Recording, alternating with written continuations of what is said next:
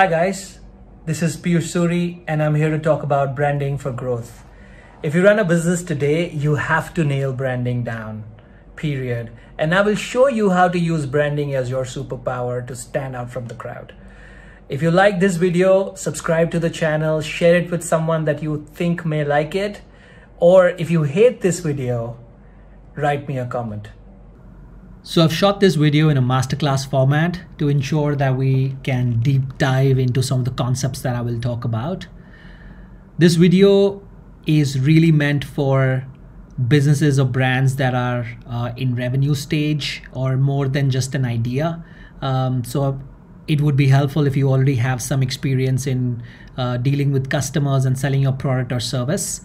And lastly, I use the word product both for physical goods and for services that you may have. So I know some of you may be wondering, Piyush who? So I'd like to give you a bit of a background about me. That's me at 7 years old. I worked for Accenture and PricewaterhouseCoopers shortly before co-founding 5x7 in 2009. I'm a first generation entrepreneur, didn't really grow up with discussing business over dinner in my family. So I thought for the longest time that was a handicap, but I think it really pushed me to learn a lot more about business and see it from a different lens altogether. We've been lucky to bootstrap 5x7. We've been always profitable. Specifically in the last 3 years, we've produced 5x growth. We've sold 2 million units of products so far. So I think, fair to say that we've done okay. And 5x7, if you're wondering, is really a product design and marketing company. We are obsessed with user delight. Over the last 11 years, we worked with over 100 global brands. We've advised them on marketing campaigns, developing products for them. Some of our notable clients are Mercedes, Audi, BMW, DuPont, Shell, the lubricant company, and several others that we work with. A lot of us, when we start businesses, we spend a lot of money now on creating our logo, our colors, defining the font. Well, that's important, but that's not what all branding is.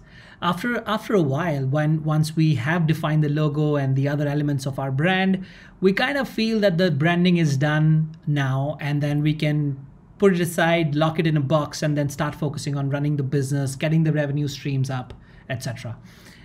Well, that's important, but I just want to mention that that's not all what it is. My idea is today that we want to focus on branding, understand what branding is, and then really use it for growth. And branding does not mean putting your logo everywhere, guys.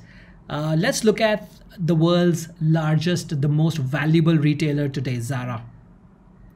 Zara almost never has their logo outside on their product. If you wear a Zara shirt, you'll never see Zara logo outside. And does that mean that Zara does not do good branding? Exactly the opposite. Zara nails it in branding. So what is it that we need to do more than just logo to do the right kind of branding? Second part of this, growth. Very, very important. All branding that we do is for us to grow the business. Okay, so I just want to clarify that, and I want to move on to why traditional growth models don't work and why do we need branding.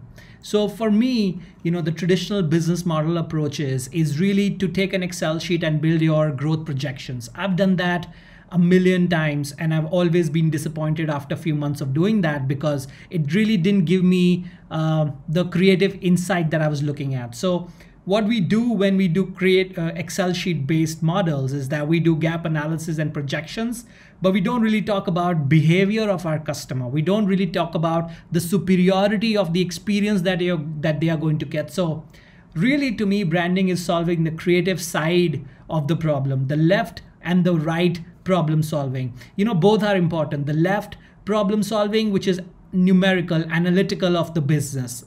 And that's important. Very important that you look at market analysis, revenue projections, launch strategy. That's the left brain problem solving for your business. We also need to do the right brain problem solving of the business, which is exactly what branding is about. The positioning of your company, the storytelling of your company, the customer experience. Now, these are all creative problems, and branding is solving creative problem for your business. Hence, branding is really going to drive growth for you. Now, having said that, the creative problems I want to mention that are very hard to nail. They're much harder because numerical analytical problems are quite sequential. They're quite linear. Once you know what to do, you can repeat the same steps to do that.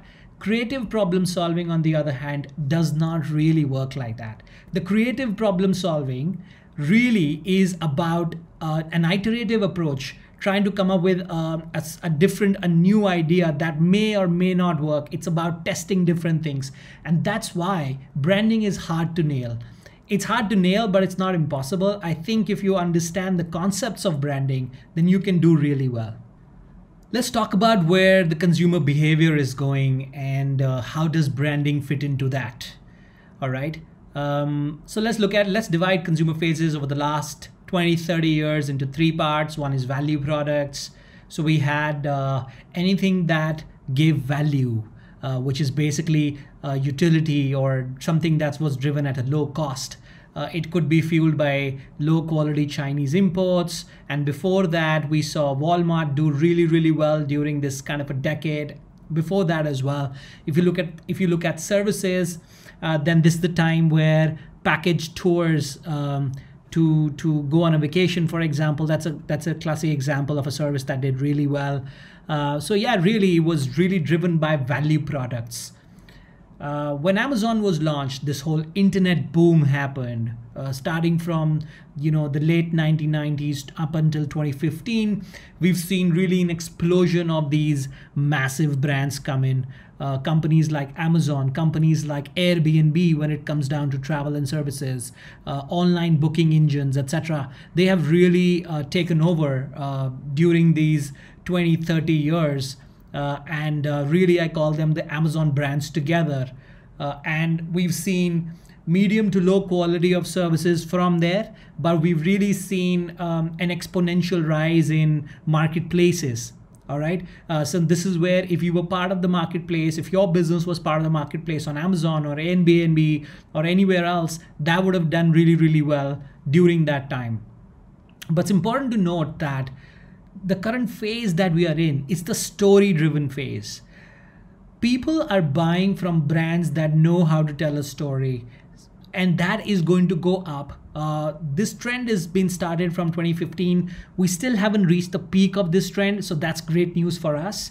But I really feel that products that give you instant gratification, products that have great visual design, very high quality storytelling, very high engagement, and that's very, very evident from the Instagram generation that we are seeing. Every brand that's doing really, really well on Instagram has a story to tell. That's why if you look at it, you don't really follow Amazon on Instagram, do you? But at the same time, these brands are creating aspirations. They are creating the next billion customers. And I think this is where the growth story for your company should also go. And in a sense, what we are doing is we've gone from value to values. Companies are today that are doing really, really well are not trying to talk about what value they bring in. They're really talking about what values they stand for. Especially in the current pandemic that we are going through, I think the user behavior is going to change a lot. People are going to buy a lot more from the brands who resonate the same kind of values. And I think this is nothing but more stress on branding. This is nothing but importance of branding becoming much more than there ever was. Let's understand the basic difference between branding and marketing, and what does branding really include. So branding for me is a strategic and intrinsic activity. So branding is really introspection about what your company stands for, what the values are for your company, etc. And I will go through that in detail after the slides. Branding should help you make strategic decisions. This is an important aspect. You should really know what your brand stands for, and therefore branding becomes that kind of a benchmark through which you make decisions. Branding is not often changed. It's not something that you change on a season. It's not something that you change on an annual basis. Once you institute the brand, you only go back to it after a few years to refresh it and to just make it more relevant. However, brand marketing is an extrinsic activity. Marketing helps you to spread your word. It's really the promotion that you do, for your business. And marketing is a seasonal thing. What is in marketing may not be in marketing tomorrow, and that's why we call it marketing campaigns. So in a sense, branding really, in a non-linear way, I will reiterate that again, is really the 5 things. If we get these 5 things done, then we've kind of nailed branding down. So one is golden circle, audience profile, storytelling, voice, and positioning. If you understand these 5 things really well and you're able to, put it down for your brand, then I think that you can really nail branding, and going forward you are going to see some fantastic results when it comes down to having a better customer experience, and that in result affecting your company's growth. So let's dive into the first concept of branding, the golden circle. The golden circle essentially is 3 things that you want to answer for your brand: the why, how, and what. Why do you do what you do? How do you achieve this? And what do you exactly do?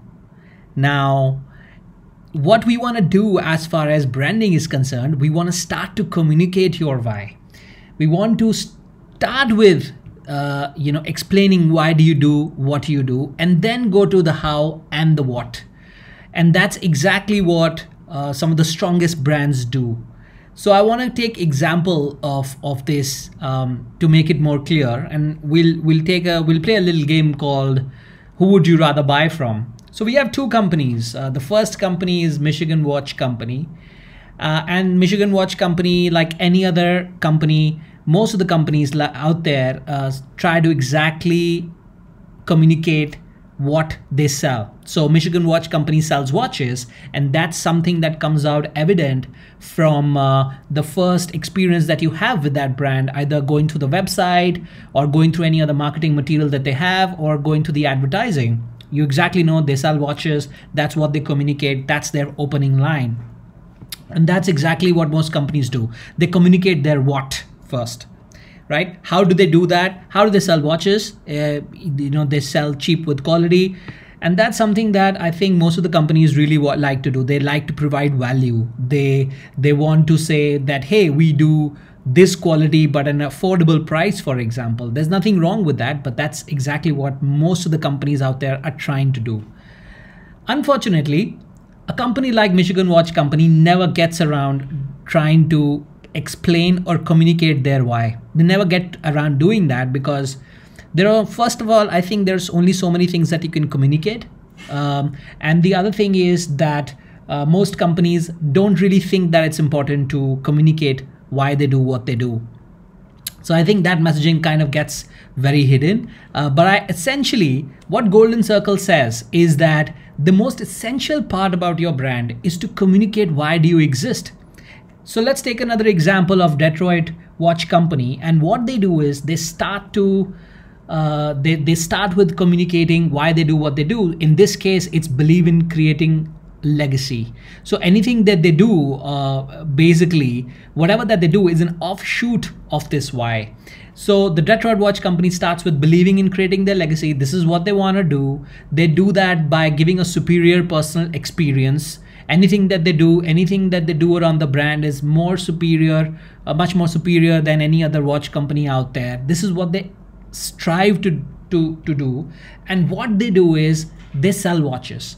Now, traditionally, we've seen companies like the Type 1 companies, the Michigan Watch companies come out and really give a lot of values. My point being that if you have to define your brand, if you have to take this journey of creating an amazing brand, the first thing we want to do is we want to start communicating your why. You tell me which is the company that you're going to buy from, which is the company that's going to create more aspiration, which is the company that's going to attract more people. And it's definitely going to be Detroit Watch Company, because just the way they are going to communicate themselves, just the way that they are going to put across their brand is going to be much more powerful. So Golden Circle, start with communicating your why. Your branding is nothing but communicating your why. Why do you exist? And this is really what I mean by that branding is an intrinsic exercise, because what you're doing is you're also asking yourself about why does your company or your brand exist. And I think it's kind of introspective and can lead you down some path-breaking results down the line when you're growing the brand. Let's dive into our next concept on branding, the audience definition. Audience definition is for you to clearly understand about your audience. Focus on their nuances, their behavior, their needs, their purchase intent. Where are they spending time? Find out as much as you can about your audiences. This is really going to help you a lot. To help you understand how do you go about doing this and how to use it, I've created an example. Let's take an example of a tour company. It's a Bali boutique tour, let's call it. This is a company that does customized tours or could do boutique tours. Specifically, it's niche for Bali. The first thing that you want to do is you want to look at different profiles. Try to group people that in your experience would be interested in buying from you or have bought from you. Your current customers, I think, is a great way for you to dig through the current customer profile and ask yourself, why did they buy from you? And I think these answers will start to emerge out. You could also do audience interviews. You could check with them. If you did not already create audience profiles, I highly recommend you do that. So, and you can create up to 6, 7, 10 audience profiles, because and different audience profiles essentially really means that you have the same buyer base, you still have the same customer base, but at the same time their needs may be slightly different, their behavior may be slightly different, and that's why you want to create different profiles. So we've created 3 profiles. Nomad Nina, basically somebody who really likes to travel every other month or very, very often. Gig Gagan, a guy who does is part of the gig economy, does remote work and basically can be anywhere he wants to. So this is a person who does a little bit more longer tours compared to a Nomad Nina who does shorter tours, for example. And a Coder Cindy, which again, somebody who can work remotely, online, can be anywhere, can be a web designer, can be a web developer, loves to travel, is really somebody who is very, very independent, etc. So that's how we've kind of constructed these profiles. And what we're gonna do is we're gonna really study where are they spending attention on. And I want to make you aware of 2 things, that currently, when it comes down to online platforms, there are 2 kinds of platforms. One is a discovery-based platform. So your platforms like Instagram, Pinterest, Twitter, YouTube are discovery-based platforms. You go on these platforms to consume content and you discover new things, new brands, new people. You may not be in a mental position to buy when you log on to it, but you may eventually buy. You may end up buying something, but you did not go to those platforms to necessarily buy something, right? So it's low intent but high discovery. You discover something and after interacting with it, you buy. However, there are high intent platforms for which you specifically go to buy something. When you go to Google and say, I want a red dress, or I want monk strap shoes, for example, you are there to buy something. You had a need already and you want to transact immediately. Amazon also is like that kind of a platform. So what it's important for us to understand is when do people want to be interacting with a brand? When are they discovering it, and when are they buying it? The reason why I say that is the kind of communication that you do, the kind of content that you are going to create is going to be slightly different for these 2 funnels or these 2 customer journeys that we're going to have. So what is the kind of content that we're going to create for discovery-based platforms? We want to create content which is very lifestyle oriented, very videos oriented, things that are engaging. What are things that are engaging? Either things that are funny, things that are that you get inspired by, things that you get entertained by. This is why you basically go somewhere. You want to find something funny, you want to find something to inspire you, you want to learn something, or you want to get entertained. These are the basic essential human needs, why we go to Instagram, Pinterest, Twitter, and YouTube. All right. So we want to create content which is around that, those core desires for people to log onto that platform. High intent platform, the kind of content we want to create for them is basically listicles, guides, things that are more simplified. For example, top 5 things to do in Bali. That's a great kind of content to be creating for Google. This is an important aspect because the third part of what I'm going to come down to, the messaging about your brand, this only comes through after you understood your audience, after you've understood what do they need, what is the kind of behavior that you want to engage with, and that's essential, and that's an essential part of your branding and messaging. That's why this audience definition is so important. So for our Bali boutique tours, we're going to have messaging of alternative lifestyle, because we know we want to do engagement on Instagram, because people are looking at something, people are looking for entertainment, people are looking to visually excite themselves. We want to talk about experience bliss. These are some of the examples I just wrote for Bali boutique tours. We also want to do a lot of cross connection of this content. For example, a listicle and a guide can also go on Pinterest today. That's a great platform to do that, but you want to keep in mind the kind of profile that you're talking to. A nomad Nina or a gig Gagan, you already know what they would be interested in. So this content that you create, the platform, and the messaging, the words that you choose are specifically targeted to that person per se.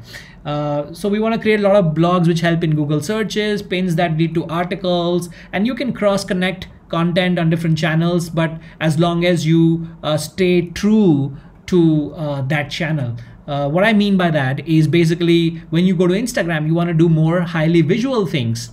Okay, but when you go to Twitter, you want to do something which is more verbal or written in words, for example. So that's the kind of difference. You need to understand the nuances of the platform. But again, the same content can be packaged in different ways with the different kind of the discovery-based platform or the high-intent platform that they're looking at. Audience definition really helps you understand about how to communicate your brand. So we've looked at why.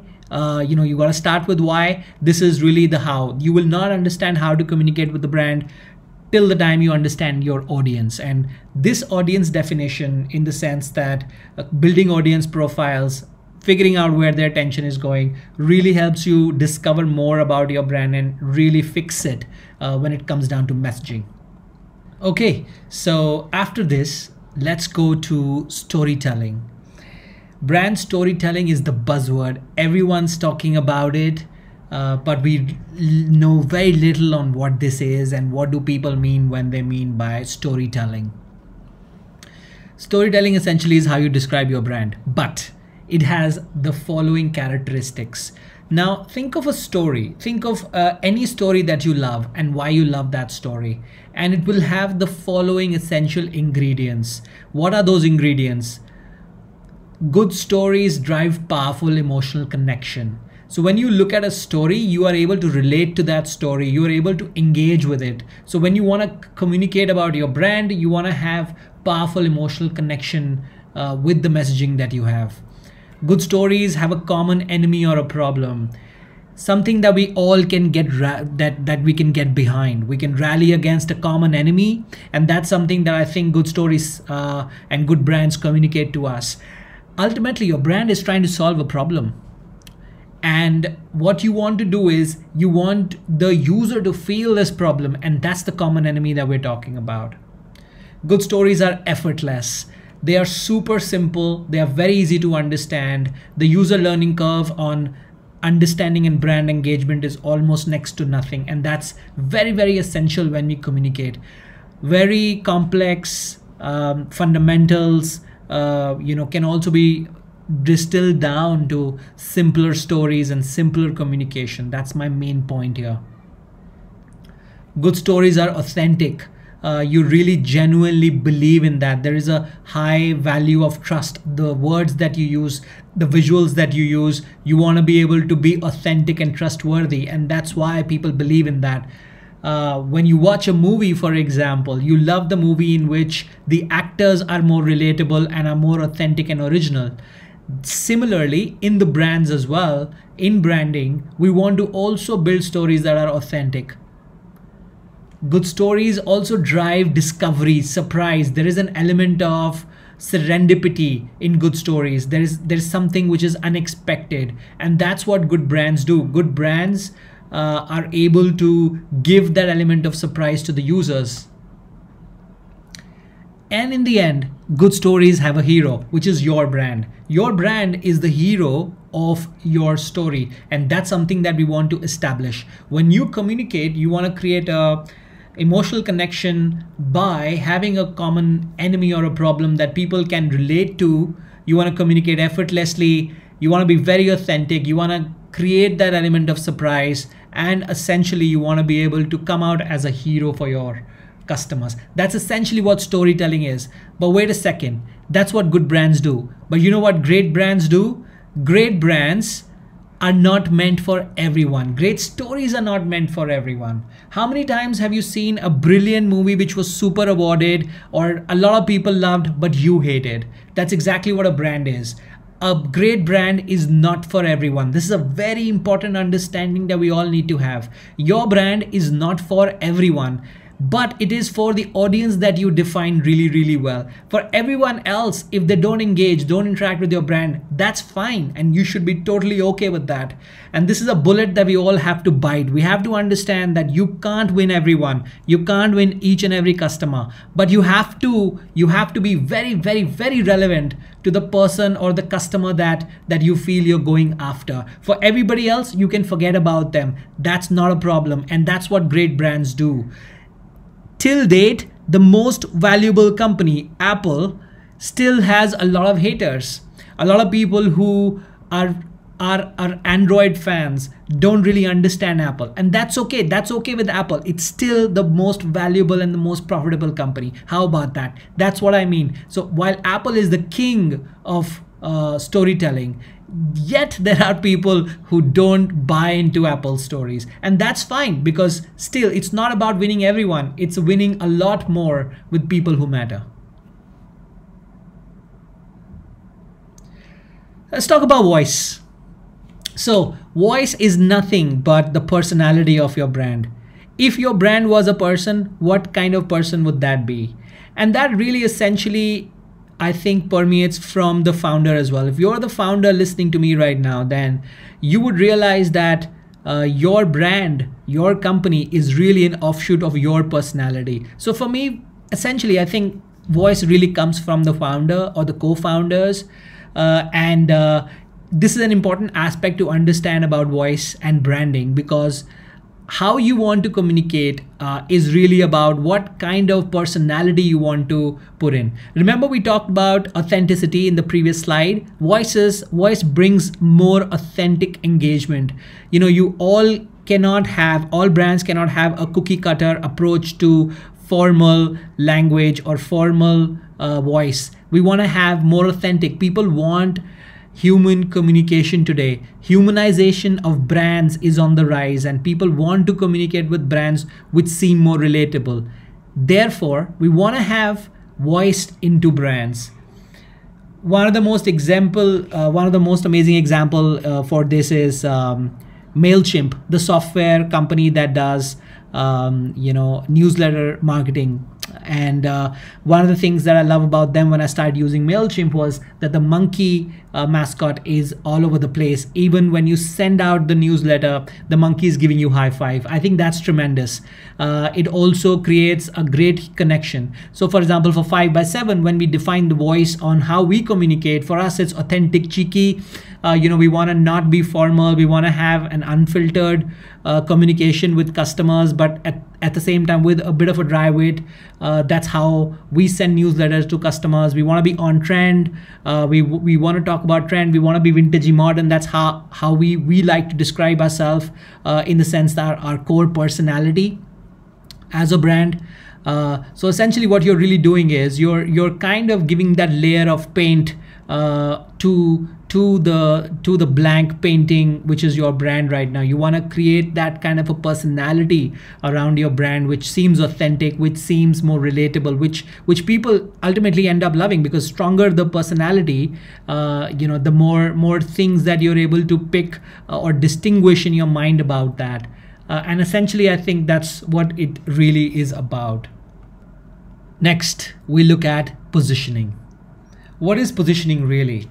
Positioning is nothing but users' association of your brand with the need that they may have.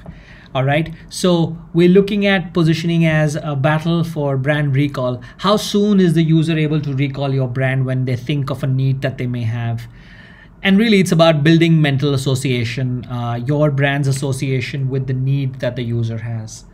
Let's understand that the facets of positioning. How do you go out building a strong positioning? First, you need to define the association that your brand may have of the need. You want to look at the need that your brand fulfills. You want to look at 2 features that are most important to your product. And this will come from your why, from your audience definition, all the other stuff that we've spoken about. This really will come through that. So we have price, speed, quality, and experience/need. I think this mostly covers 90% of the businesses out there in different markets or industries. You wanna look at where your brand fits into from a consumption matrix point of view, and I'll explain this in a second. And then you want to use this over and over to make strategic decisions, to make decisions on marketing, on messaging, and how you want to be portrayed, etc. And let's look at the world's most valuable travel company today, Airbnb. Airbnb really is synonymous with online stays and experiences. So when you want to book something that has a very high experience at the same time is affordable, you always think of Airbnb, and that's really where they've built the brand in. So in terms of positioning, they're right up on online stays and experiences, and that's a very interesting positioning, because we don't think of Airbnb when we think about luxury. We don't think of Airbnb when we think about saving money. But yes, we think of Airbnb when we want to have a great experience at a great price, or a differentiated experience. And that's really the market that Airbnb has captured. So you have a budget hotel. So if we were to use a matrix and look at experience and price as 2 different parameters, we would define the budget hotel as a medium price, medium kind of an experience. We would look at a 5-star hotel like Hyatt as a high experience but extremely expensive as well.